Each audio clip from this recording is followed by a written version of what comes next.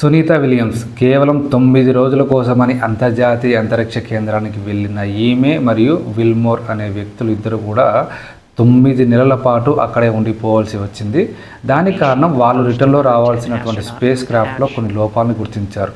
2003లో కూడా ఇలాగే లోపాలు ఉన్న స్పేస్ క్రాఫ్ట్లోనే రిటర్న్ రావడం వలన కల్పన చావ్లాతో పాటు చాలామంది చనిపోయారు. సో అలా జరగకూడదని నాసా వీళ్ళని అక్కడే ఉంచింది.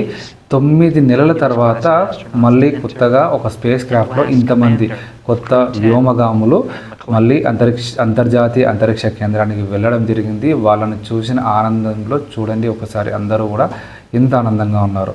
ఇప్పుడు అన్నీ కరెక్ట్గా ఉంటే మంగళవారం రోజు సునీత విలియమ్స్ అండ్ విల్మోర్ వీళ్ళందరూ కూడా స్పేస్ ఎక్స్కి చెందిన స్పేస్ క్రాఫ్ట్లో భూమి మీదకి రాబోతున్నారు. భారతీయ సంతతికి చెందిన సునీత విలియమ్స్ అంతర్జాతీయ అంతరిక్ష కేంద్రంలో చాలా రికార్డ్స్ని పెట్టింది ఇప్పటి వరకు. ఈమె సురక్షితంగా భూమి మీదకి రావాలని కోరుకుందాం.